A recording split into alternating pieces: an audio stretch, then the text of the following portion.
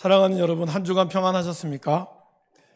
네, 여러분 사시면서 이렇게 지푸라기라도 잡고 싶은 이러한 마음이 든 적이 있으십니까? 지푸라기가 아무것도 아니지만 때로는 지푸라기가 없어서 벽돌을 굽지 못했던 그런 애굽의 백성들이 있었고요. 오늘 우리가 또 이번 주에 겪게 되는 어마어마한 산불, 하와이의 산불과 또 캐나다도 산불이 났다고 하더라고요. 전쟁도 여전히 끝나지 않은, 베트남 전쟁보다 더 많은 사람이 죽었다고 하는 이 우크라이나 러시아의 이 전쟁 가운데 살아남고 폐허 속에서 가족의 시신이라도 아니면 그곳에서라도 단 하나라도 건지고 싶은 그러한 사람들의 심정, 아마 그 심정은 우리에게는 아무것도 아니겠지만 정말 그러한 심정을 갖고 있는 사람들의 마음을 여러분들이 또 경험해 보셨는지 모르겠습니다. 오늘 우리가 읽은 이 말씀에는 바로 이 지푸라기를 하나라도 잡고 싶은, 오늘 설교의 제목적으로 부스러기라도 잡고 싶은 한 여인, 정확히 얘기하면 한 어머니의 이야기가 나옵니다. 이 말씀을 저희들이 함께 은혜를 나눌 수 있기를 원합니다. 오늘 예수님께서는 거기서 나가사 두로와 시돈 지방으로 들어가셨다라고 표현을 하고 있습니다. 거기는 유대의 땅이었겠죠. 왜 그러면 예수님은 그 이방인들이 사는 땅으로 가야만 했을까요? 이 말씀 앞에 보면 예수님께서 여러분들이 너무나 잘 아시는 이 보리떡 5개와 물고기 2마리로 5,000명을 먹이신 이런 어마어마한 사건이 나옵니다. 7,000명이군요. 그 사건이 통하여 사람들은 마태복음에 나오지 않지만 다른 복음서에 보면 예수님을 억지로 왕으로 세우려고 했어요. 그만큼 대단한 거죠. 자기네들의 먹고 사는 거를 해결해 줄 수 있다라고 생각했기에 예수님을 왕으로 세우려고 했습니다. 근데 그러한 사람들의 바램을 예수님은 비로하고 제자들을 통해서 빨리 흩으시고 예수님은 기도하러 가셨습니다. 또 한쪽에서는 그런 일이 겪고 나서 또 한쪽에서는 예수님을 해하려고 하는 수많은 유대인 지도자들이 예수님과 또 논쟁을 벌였습니다. 한쪽에서는 예수님을 왕으로 띄우려고 하는 사람들과 한쪽에서는 예수님을 죽이려고 하는 사람들, 이 사이에서 예수님이 얼마나 시달리셨을까요? 여러분, 우리 예수님께서 하나님이시지만 동시에 저와 여러분들과 똑같은 인간이었다는 사실을 우리가 기억해야 됩니다. 여러분들에게도 그런 일이 생기시면 어떻겠습니까? 여러분들을 막 띄워주는 사람들이 억지로 여러분들을 어떤 자리로 밀어넣으려고 하는데 반대쪽에서는 여러분들을 잡아먹지 못해서 막 안달난 사람들이 달려들고 있다면 그 틈바구니에 끼어 있는 상황이라면 여러분 어떻게 하시겠습니까? 다 그만두고 쉬고 싶지 않겠습니까? 그러니까 예수님이 그러셨다는 거죠. 근데 오늘 예수님이 떠났던 이 두로와 시돈 지방은 지금 예수님이 간 거리로부터 약 50km나 떨어져 있는 곳입니다. 왜 이렇게 멀리 가셨을까요? 단순한 쉼을 위해서 예수님이 가신 것이 아닙니다. 오늘 이 두로와 시돈 지방은 처음으로 예수님이 복음서에서 이방 땅으로 향한 그 발걸음 중에 하나입니다. 그 중에 예수님께서는 원래 10장에서 제자들을 통해서 이스라엘의 유대 땅으로 전도 여행을 보내셨죠. 그리고 이제 그들을 통하여 이제 하나님께서는 다시 이방 땅을 향한 복음의 여정을 시작하셨다라는 것을 오늘 마태복음의 기자는 우리에게 말씀하고 있습니다. 어떤 분들이 그런 이야기를 하십니다. 우리 교회인뿐이 아니라 제가 예전에 선교나 담당했을 때 지나가는 말로 아니 지금 가족 전도하기도 바빠 죽겠는데 무슨 해외 선교를 나가고 무슨 전도를 하라고 나가냐고, 먼저 가족부터 전도하고 그 다음에 뭘 해야 되지 않냐. 그 말씀도 틀린 말씀은 아니죠. 전도하시는 분들 중에는 늘 그런 부담감을 갖고 계신 분이 있습니다. 이렇게 전도는 열심히 하는데 정작 가족 전도를 못해서 늘 마음 아파하시는 분들도 전도대원들 중에도 있습니다. 그렇다면 여러분, 그것 때문에 우리가 전도를 포기해야 될까요? 오늘 예수님이 두로와 시돈 지방으로 물론 쉬러 가신 것도 있지만 더 궁극적인 목적은 바로 복음에 대한 사역을 보여주기 위해서였습니다. 그러면 예수님이 유대에 있는 땅 사람들을 다 전도하고 나서 이방 땅으로 가셨습니까? 그렇지 않았습니다. 아직 유대 땅에도 복음을 전해야 되는 일들이 많지만, 그러나 예수님은 이 복음이 온 땅에 전하여져야 됨을 예수님은 누구에게 보여주기를 원했습니다. 특별히 사도 바울은 그것을 로마서에 말씀하고 있죠. 이방인들의 복음을 전함으로써 그들로 유대인들이 시기나게 함으로써 그들에게도 다시 복음이 들어갈 수 있는 그런 하나님의 복음의 능력의 비밀이 있었다라는 것입니다. 그러기에 오늘 저와 여러분들이 이 복음을 전해야 된다는 것은 물론 가족 전도도 당연히 중요합니다. 포기해서는 안 되죠. 그러나 하나님이 우리에게 명령하신 이 복음의 사역은 땅끝까지 이르러 저와 여러분들이 전해야 되는 것임을 잘 기억하셨으면 좋겠습니다. 예수님께서는 이 두로와 시돈에 도착을 하셨는데 그때에도 아마 예수님의 소문은 멀리 퍼져 있었던 것 같습니다. 마가복음에 보면 똑같은 말씀에서 예수님이 몰래 이 지역에 들어갔는데 거기서도 예수님을 숨길 수가 없었다라는 말씀이 나와요. 그리고 그 소문을 듣고 한 여인, 한 어머니가 예수님을 찾아옵니다. 근데 오늘 마가복음에서는 헬라인이며 수로보닉의 족속이라고 표현을 합니다. 근데 오늘 마태복음에서는 가나안 여자라는 표현을 씁니다. 신약 성경에서 이 가나안이라고 표현을 쓴 것은 바로 여기밖에 없습니다. 왜 썼을까요, 여러분? 다 의도가 있습니다. 사실 가나안은 이스라엘 사람들이 제일 싫어하는 사람입니다. 가나안은 예수님 철철지 원수 같은 이름이에요. 그러면 이 마태복음의 저자가 굳이 이러한 이름을 쓰지 않고 아니면 차라리 마가복음처럼 헬라인이요 수로보닉의 족속이라는 것을 썼으면 됐을 텐데 왜 모든 사람들이 싫어하는 가나안 전체를 썼을까? 그것이 바로 예수님께서 이 복음에 대한 이방 땅의 복음에 대한 예수님의 그 마음을 잘 전해주는 메시지다라는 것입니다. 그리고 또 하나는 가나안 여인도 이 유대인들과 섞이면 되지 않는 것에 대해서 너무나 잘 알고 있었습니다. 여러분 예수님이 사마리아 땅으로 들어갔을 때 우물가에 있는 여인이 예수님을 경계하죠. 왜 당신이 나에게 물을 달라고 합니까? 유대인인 당신이 왜 사마리아인 나에게 물을 달라 합니까? 라는 말씀이 요한복음에 나옵니다. 그만큼 어떤 지역적 감정이 굉장히 심했던, 더더군다나 가나안은 하나님을 믿지도 않는 족속이기 때문에 더 그러했다라는 것입니다.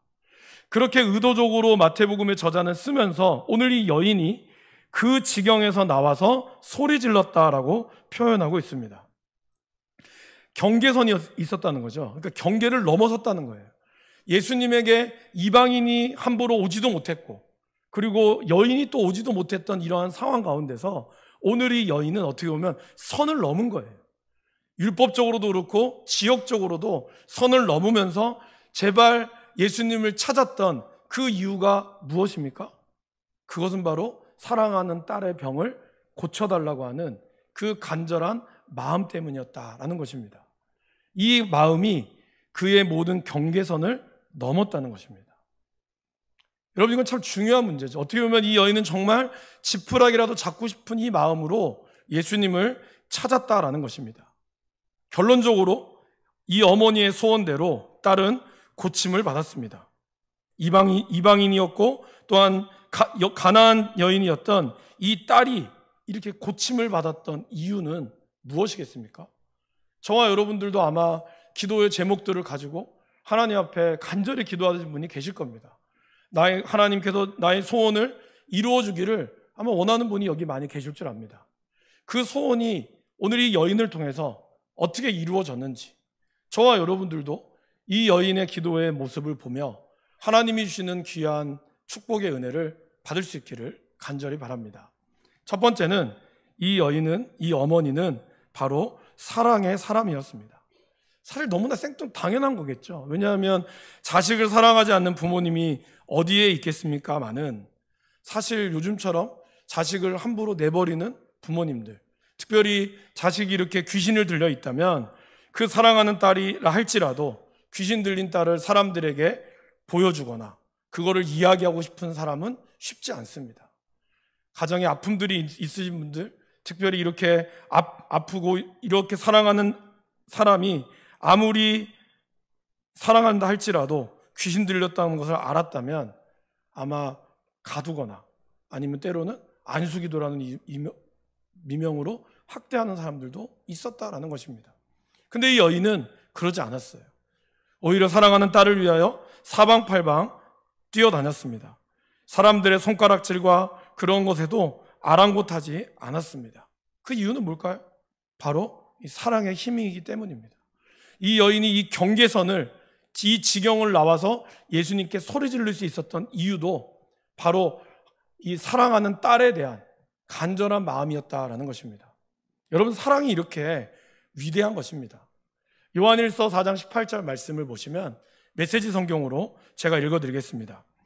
온전한 사랑은 두려움을 내어쫓습니다. 두려움은 삶을 무력하게 만듭니다. 두려워하는 삶, 곧 죽음을 두려워하고 심판을 두려워하는 삶을 사랑 안에서 온전해지지 못하는 삶입니다. 사랑은 두려움을 이긴다라고 이야기했습니다. 두려움은 우리의 삶을 무기력하게 만들죠. 제가 여기서도 한 몇 번 말씀을 드렸지만, 전에 있던 교회에서 다운 증후군의 아이를 가진 또 어머니와 정상적인 두 딸을 가진, 그러니까 세 아이를 키운 어머님을 저희 교구에 있었습니다. 이 아이가 이제 얼마 전에, 올해인가 작년에 죽었어요. 나이 한 30쯤 되어서. 그런데 이 아이를 보면 너무나 어머님이 당당했어요. 너무 당당하고, 이 아이가 침을 흘리고 막 이렇게 혼자 이렇게 막 교회를 다니거든요. 그럼 어머님은 그냥 이 아이가 이대로 그냥 놔두시는 거예요. 때로는 방치인가? 처음 봤을 때는 그렇게 생각이 들기도 했고, 너무나 당당하니까 우리가 좀 이상한 거예요. 그럼에도 불구하고 이 아이를 향한 이 어머님의 이 사랑, 무엇이 그렇게 사람들의 손가락질을 하지 않았겠습니까? 거기다가 그 남편은 안동 최씨 가문의 첫째입니다.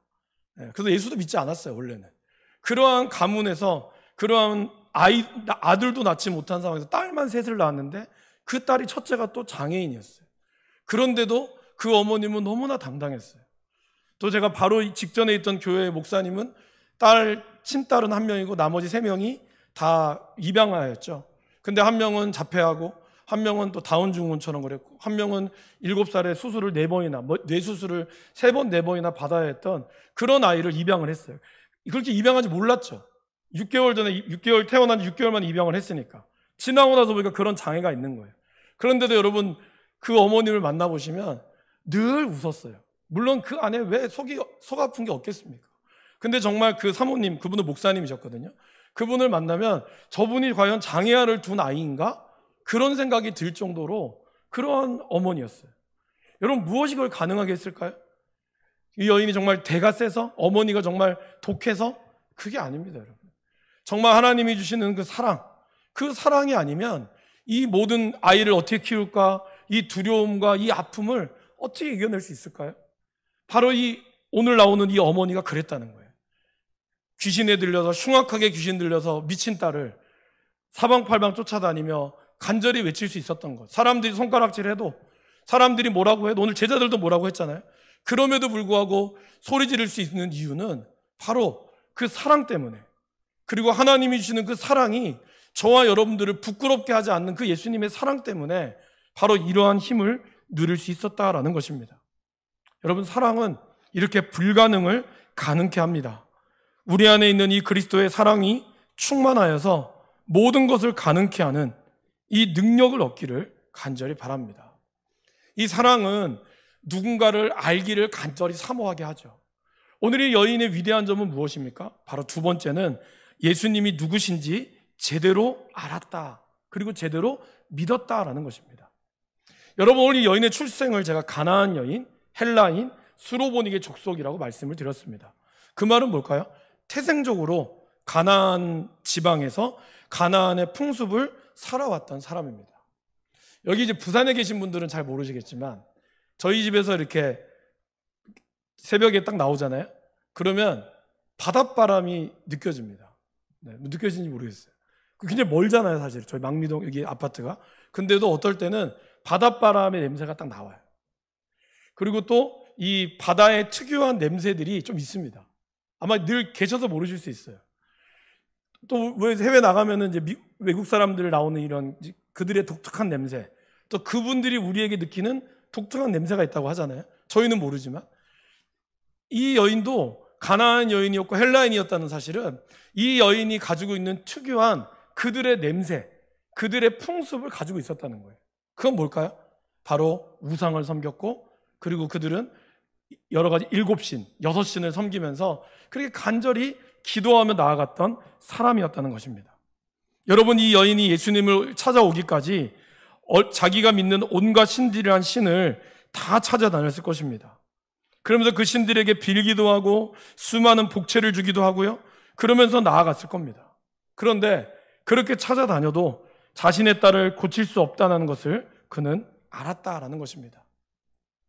보통의 일반 종교는 고통이 없을 때는 우리에게 만족을 주지만, 그러나 결정적인 순간 우리에게 심각한 고통이 찾아왔을 때는 그렇게 우리가 부르짖어도 그 신이 자는지, 너무 묵상을 깊게 해서 그런지 어떤 능력을 발휘할 수 없다는 것을 우리는 알게 됩니다. 가짜 신이 그렇다는 거예요. 아마 이 여인도 그걸 알았을 거예요.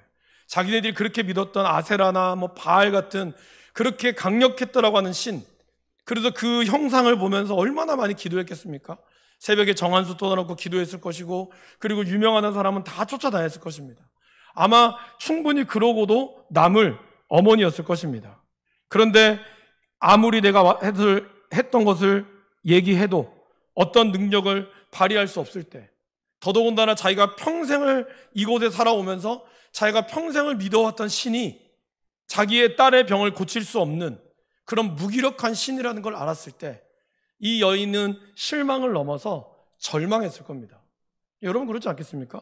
여러분들이 정말 믿어왔던 누구, 내가 정말 저 사람은 내가 내 목숨 바쳐도 내가 믿을 수 있다 했던 그 사람이 내 인생에 뒤통수를 쳤을 때 여러분 어떠실까요? 배신감 넘어서 절망이 있지 않을까요? 왜냐하면 그거는 그 사람에 대한 믿음 넘어 나의 믿음이거든요. 저 사람을 믿은 나의 믿음이 있었기 때문에 그 믿음이 깨지는 거죠. 오늘 여인은 그러한 믿음이 깨졌다는 거예요. 평생을 살아왔고 그곳에서 자라왔어요. 그러한 믿음이 깨졌을 때 바로 예수님이라는 분의 소문을 들었다는 것입니다. 근데 그 소문은 단순히 병을 잘 고치는 그냥 뜨내기 의사가 아니었어요. 그것은 이 여인이 예수님을 처음 만나고 했던 고백에서 알 수가 있습니다. 여러분, 이 여인이 예수님을 뭐라고 고백했습니까? 주 다윗의 자손이여, 이렇게 고백했어요. 여러분, 이방 여인이 예수님이 다윗의 자손인 거를 어떻게 알았을까요? 물론 사람들이 이야기하는 걸 들을 수 있었겠죠. 그러나 주인이라는 것은 뭐죠? 바로 주라는 것은 내 인생의 주인이라는 뜻입니다. 그러니까 이 말을 표현하면 예수님이 내 인생의 주인이시고 이분은 다윗의 자손으로서 이 땅에 임금으로 오신 분이라는 사실을 이 여인은 분명히 알았다라는 것입니다. 이런 믿음은 무엇일까요? 신앙은 무엇일까요? 바로 예수님을 제대로 아는 것에서부터 출발한다라는 것입니다. 여러분들의 소원이 이루어지기를 원하십니까? 그렇다면 먼저 예수님이, 우리의 소원을 이루어주시는 예수님이 어떤 분이시라는 것을 먼저 분명히 알아야 한다는 거예요. 그냥 단순히 내 인생에 힘들고 어려울 때 고쳐주는 분, 그냥 그런 분이 아니라는 겁니다. 그냥 그런 분으로 우리가 알고 있다면 여러분들의 소원을 하나님은 들어주실 수 있어도 여러분들이 진정으로 하나님을 알지는 못한다라는 것입니다. 오늘 예수님에 대한 이 마음을 이 어머니는 어떻게 알 수 있을까요? 딸에 대한 사랑, 간절히 낳기를 원한 사랑이 예수님의 소문에 반응하게 했고, 그리고 예수님이 어떤 분이신지를 알게 만들었다라는 것입니다.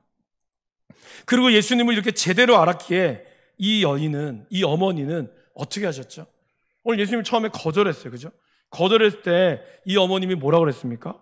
25절 말씀해 보시면 여자가 와서 예수께 절하며 이르되, 이걸 좀 더 정확하게 표현해 보면 여자가 와서 예수께 예배하며 기도하였다라는 뜻입니다.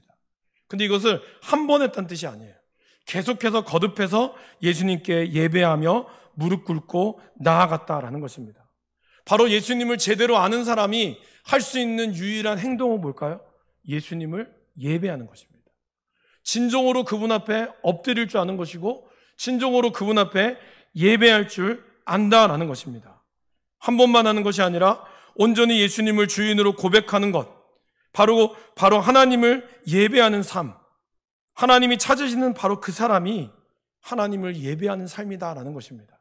그리고 하나님을 예배하는 삶을 하나님은 그의 기도를 들어서 역사하신다라는 것입니다. 사랑하는 여러분, 여러분들 신앙생활 하시면서 정말 진실되게 예수님을 예배하고 있습니까? 예배의 장소가 중요하죠. 음향도 중요하고 찬양대의 찬양도 중요하고 목사님의 설교도 중요하고, 기도도 은혜로워야 되고, 또 이왕이면 이렇게 여름에는 좀 시원한 곳에서, 겨울에는 따뜻한 곳에서 추위와 더위도 겪지 않는, 그리고 좋은 음향으로 조그만 소리를 내도 다 들릴 수 있는 그런 좋은 시설 중요합니다. 주차장도 커야 되고요. 그래서 많은 성도들이 차 대기에도 불편함도 없고, 이런 여러 가지 여러분들이 편할 수 있는 모든 조건을 가지고 있다면 너무 좋겠죠. 그런데 예수님이 과연 그것이 우리의 예배다라고 말씀하셨을까요? 요한복음 4장에 보면 한 사마리아 여인은 예배의 장소의 문제를 뒀습니다. 우리는 이 산에서 예배하는데 당신은 저 산에서 예배하라고 합니다. 그러나 예수님이 얘기하셨던 것은 뭘까요? 영과 진리. 바로 하나님을 영으로 찾는 자, 하나님의 진리를 찾기를 원하는 자, 나의 영으로, 나의 마음으로 온전히 주님께 집중할 수 있는 자, 온전히 주님만을 높이는 그 사람을 하나님은 찾으신다라고 이야기합니다. 그것이 바로 예배다라는 것이죠. 저와 여러분들의 예배의 시간에 오직 예배가 우리에게 주는 하나님만을 높이는 그 마음들이 우리 가운데 집중되어 있어야 한다라는 것입니다. 이 여인은 오직 그 예수님의 그 모습만 바라봤어요. 그러기에 나에게 하는 이 모든 무시와 이 모든 절망이 그분에겐 중요하지 않았어요. 이 어머니에겐 중요하지 않았어요. 왜냐하면 내 인생의 주인이 뭔지를 알았기 때문에. 제가 이제 기도원에, 감림산 기도원에 갔을 때 제가 기억한 목사님 중에 제일 욕을 많이 하는 목사님이 강다리 목사님이세요. 지금 돌아가셨지만 그분은 이제 이게 예배 중간에 2시간 설교하시니까 나가잖아요. 그럼 뭐라 하는지 아세요? 저 봐라, 저 귀신 나간다 이래요. 그런데 사람들이 웃어요. 그리고 나가는 그분도 기분 나빠하지 않고 웃어요. 왜 그럴까요? 그 마음이 뭔지 알기 때문에 그런 거예요. 그래서 뭐 농담일 수 있겠지만, 그러니까 만약에 그분이 정말 절박한 마음이었다면 그러지 않았겠죠. 근데 저희 아버지는 그 말을 되게 싫어했어요. 목사가 욕한다고. 그때 저희 아버지 별 믿음이 없었거든요. 그러니까 사람이 절박한 마음 가운데 있을 때 이 예수님의 이 절망이, 예수님이 하는 이 말조차도 그분은 이 어머니는 그것을 예배하는 마음으로 세워갔다는 것입니다. 그러기에 하나님은 이 어머님이 예수님이 누군지를 제대로 알았기에 이 여인의 기도를 들어주었다라는 것입니다. 반대로 오늘 처음 본 예수님께 주 다윗의 자손이여라고 하는 이 외친 여인과 늘 함께 다녔던 예수님의 제자들은 이 여인을 보면서 뭐라고 얘기하죠? 24절에, 27절에 보시면, 23절에 이렇게 얘기하죠. 그 여자가 우리 뒤에서 소리를 지르오니 그를 내보내소서. 그 말은 뭘까요? 주님, 왜 미친 여자가 와서 자꾸 예수님 부르는데 좀 쫓아내달라고. 자꾸 예수님 찾잖아요. 제발 좀 나가달라고. 이 제자들은 예수님이 오신 이유를 잘 몰랐어요. 이분이 어떤 분인지 늘 같이 다녔지만 몰랐어요. 오히려 자신들이 원수같이 여겼던 이 가나안 땅에 온 것도 불쾌한데, 불쾌한 여인이 또 와서 예수님한테 병 고쳐달라고, 소리 질러서 불쌍히 여겨달라고 막 이렇게 얘기하니까 더 귀찮은 거예요. 여러분, 우리가 예수님을 믿고 교회를 다니고 신앙생활을 한다고 하지만 정말 예수님을 잘 모르면 우리도 이 제자들처럼 될 수 있다라는 것입니다. 그냥 예수님께서 내 인생에 힘들고 귀찮은 것을 해결해 주시는 해결사 정도. 그래, 해결이 안 되면 뭐 교회 다녀도 뭐 소용없더라. 이 교회는 좀 뭔가 기도가 약한 것 같다. 사랑이 부족한 것 같다. 이런 여러 가지 핑계들로 교회를 떠납니다. 물론 교회가 그럴 수도 있겠죠. 부족한 게 많으니까. 그러나 여러분, 하나님을 우리가 제대로 안다면, 하나님을 우리가 제대로 알고 있다면, 우리의 소원이 진정으로 이루어지기를 원한다면 우리가 먼저 해야 될 것은 뭘까요? 예수님만을 내 인생의 주인으로 모셔야 한다는 겁니다. 그리고 먼저 그분께 집중하셔야 한다는 겁니다. 그분만이 내 인생의 주인이시고 내 인생의 인도자 되심을 먼저 고백할 때, 그리고 우리는 주 앞에 나아갈 때 이것 중에 하나, 이것 중에 기독교가 하나의 대안이 아니라 오직 예수님, 오직 주님밖에 없음을 내가 고백할 때 하나님이 우리의 기도를 들어 응답하신다는 것을 기억할 수 있기를 바랍니다. 세 번째로 이 어머니는 낙심하거나 포기하지 않았습니다. 왜 그랬을까요, 여러분? 예수님을 제대로 알았기 때문입니다. 우리가 예수님을 제대로 안다면 바로 이렇게 때로는 예수님으로부터 오는 거절감, 기도에도 오는 침묵, 왜 기도해도 내 기도를 들어주지 않을까라고 할지라도 우리는 좌절할 수는 있지만, 넘어질 수는 있지만 아주 엎드러지는 않는다는 것이죠. 왜 그럴까요? 예수님이 누군지를 알기 때문에. 그분은 우리를 너무나 사랑하신다는 것을 아는 사람은 낙심하거나 포기하지 않습니다. 오늘 예수님은 나를 불쌍히 여기소서라는 여자의 외침에 처음에는 반응하지 않았어요. 아니, 무시했어요. 그러다가 자꾸 귀찮게 하니까 제자들이 막 제발 쫓아내 주세요라고 이야기하니까 처음에 뭐라고 얘기했죠? 나는 이스라엘 집에 잃어버린 양 외에는 다른 데로 보내심을 받지 아니하였노라라고 이야기합니다. 이때 그 여인이 다시 예수님 앞에 예배하며 기도했습니다. 주여 저를 도우소서. 그때 예수님께서 뭐라고 얘기하죠? 이 얘기에 대해서 마틴 루터는 그녀의 마음을, 그리고 예수님에 대한 그녀의 믿음을 산산조각 나게 했다, 이 표현을 써요. 그러면 이 예수님의 마음, 예수님에 대한 기대감, 예수님에 대한 소문을 듣고 온 이 여인의 마음을 산산조각 나게 한 말씀이 뭐였죠? 자녀의 떡을 취하여 개들에게 던짐이 마땅하지 아니하니라. 여러분 이 말씀 들으면 어떻겠어요? 에이, 더러고 치사해서 내가 간다. 너만 병 고치냐? 내가 개 취급을 당해야 돼? 사실 이제 주석에서 보면요, 이 수로보니게 여인이요, 가나안 여자인데 헬라인 중에서 매우 부자라고 알려져 있습니다. 그러니까 그냥 아무것도 없이 여인이 아니라 실제로는 헬라인 중에서 굉장히 유력한 여인이라고 주석가들은 이야기합니다. 딸만 빼고는 아무것도 아쉬울 것이 없는 이 여인이에요. 돈을 필요하다면 아마 돈을 줬을 거예요. 그런데 지금 예수님의 대답은 뭐예요? 내가 걔한테 어떻게 주냐? 이 대답이었어요.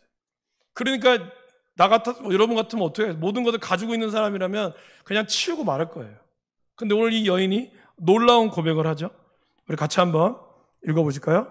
주여 올소이다마는 개들도 제 주인의 상에서 떨어지기는 부스러기를 막나이다. 근데 여러분 여기서 사실은 이 예수님과 여인의 대화 속에 놀라운 교감이 있습니다. 여기서 얘기하는 사실 개라고 하는 거는 좋은 말은 아니죠. 근데 예수님이 여기서 표현한 이 개라고 하는 표현은 우리가 알고 있는 이렇게 떠돌아다니는 개, 그러니까 사람들이 욕할 때 나오는 개가 아니에요. 집에서 키우는 반려견을 뜻합니다.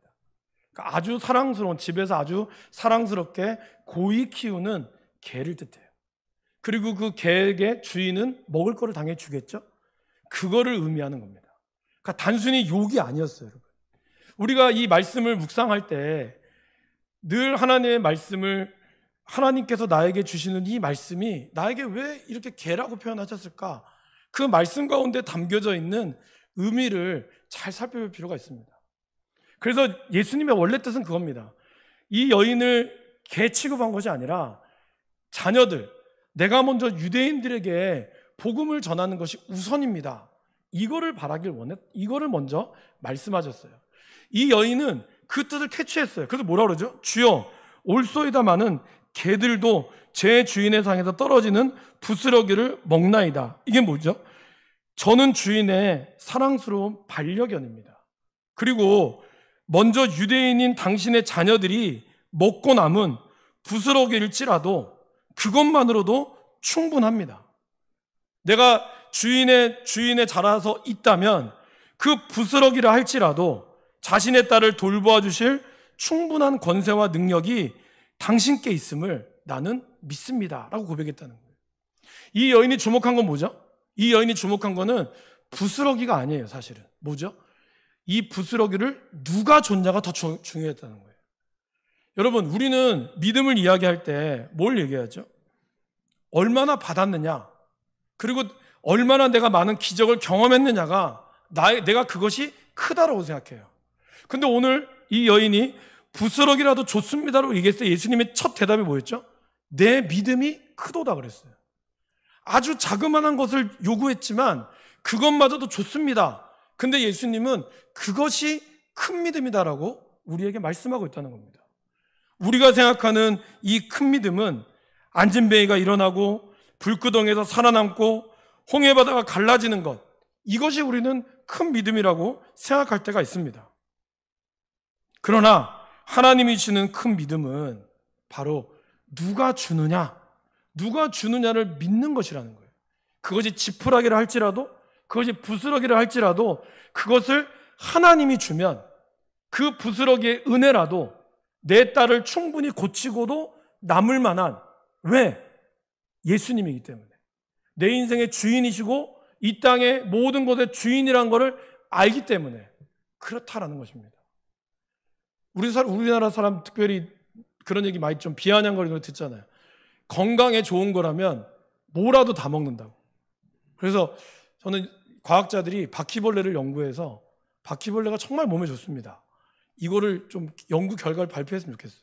그럼 바퀴벌레가 우리나라에 살아나지 않을 거예요. 그만큼 사람들은 건강을 위해서는 다 찾잖아요. 근데 여러분, 이 모든 것을 창조하신, 우리에게 이 건강 음식을 만들게 하신 하나님을 믿지를 못하는 거예요.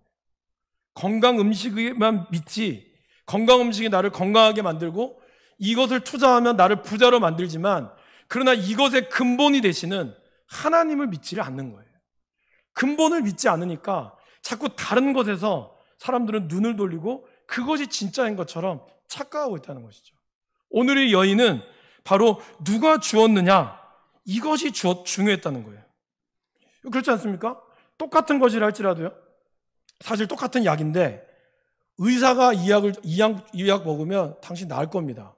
그것을 여러분 믿겠어요? 아니면 제가 주는 똑같은 약인데 제가 이거 먹으면 영이 금방 떨어질 거예요? 누구 말을 믿겠습니까, 여러분? 의사 말을 믿지 않겠어요?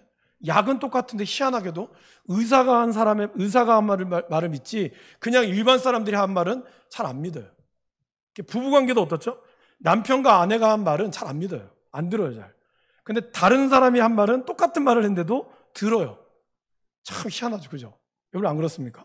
저는 아내 말을 잘 듣습니다. 아내가 저기 있기 때문에. 여러분, 우리가 누가 줬느냐가 사실 더 중요하다는 거죠. 이 여인은 그거를 바라봤다는 거예요. 단순히 부스러기가 아닌 부스러기를 주는 주인. 이 주인이 누구냐? 이 주인이 바로 예수님이었다는 거예요. 그리고 그것을 믿어서 예수님은 그 큰 믿음으로 내 소원대로 되리라 하니 그때로부터 그 딸이 나았다라고 이야기하고 있습니다. 사랑하는 여러분, 부스러기 은혜라도 주님이 주시면 좋습니다. 이렇게 고백할 수 있기를 바랍니다.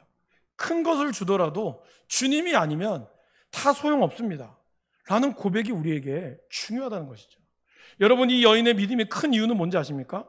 지금 이제 이렇게 넘어가서 15장 39절에 보면 4,000명을 먹인 놀라운 사건이 나옵니다. 그리고 나서 예수님이 어디로 이동하셨냐면 마가단 지경으로 이동하셨어요. 마가복음에는 달마두다 지방으로 이동했다고 되어 있습니다. 이유가 뭔지 아세요? 한 이방인 여인의 믿음의 고백이 예수님의 발걸음을 이방 땅으로 움직이게 만들었다는 거예요. 한 여인의 부스러기의 은혜의 사모함이 예수님의 발걸음이 세계 선교로 움직여질 수 있도록 제자들과 함께 움직였다는 것입니다. 여러분, 아주 자그마한 부스러기라 할지라도 그것이 이방 땅의 영혼을 살리는 놀라운 은혜가 있던 것처럼, 저와 여러분들이 아무리 작다 할지라도 어려움을 겪고 있고 자존심 상하는 고통이 있고, 그러나 하나님께서 나를 너무 사랑하신다는 것을 우리가 잊지 않고 주님이 나의 주인이시라는 것을 포기하지 않고 이 부스러기라도 주님께서 주시면 됩니다. 이 믿음이 큰 믿음이라는 거예요. 그 믿음을 들어서 하나님은 여러분들을 통하여 사용하시고 반드시 그 믿음의 고백에 응답하여 주실 줄 믿습니다. 그 믿음으로 살아갈 수 있는 우리 모두가 되기를 간절히 바랍니다. 함께 기도하겠습니다.